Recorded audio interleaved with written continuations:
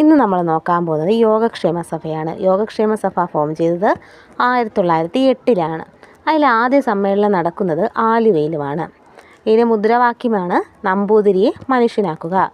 Form ചെയ്ത വർഷം 1908, ആദ്യ സമ്മേളനം ആലുവ, മുദ്രാവാക്യം നമ്പൂതിരിയെ മനുഷ്യനാക്കുക.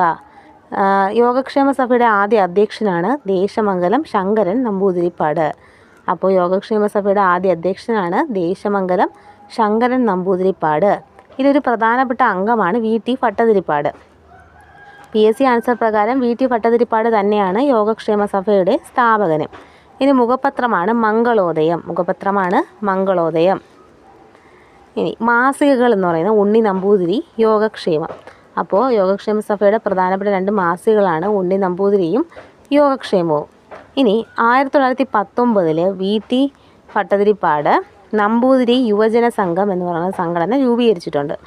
1919 വി.ടി. ഭട്ടതിരിപ്പാട് നമ്പൂതിരി യുവജന സംഘം എന്ന് പറയുന്ന ഒരു സംഘടന രൂപീകരിച്ചു.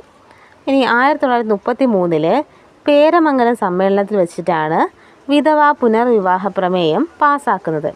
അപ്പോൾ 1933 പേരമംഗലം സമ്മേളനത്തിൽ വെച്ചിട്ടാണ് വിധവാ പുനർവിവാഹ പ്രമേയം പാസ്സാക്കുന്നത്. ഇനി വി.ടി. ഭട്ടതിരിപ്പാടിന് രൂപം കൊടുത്ത 2 സംഘടനകളുണ്ട്, അന്തർജന സമാജവും ബഹുമത സമൂഹവും. ഏതൊക്കെയാണ്? അന്തർജന സമാജവും ബഹുമത സമൂഹവും.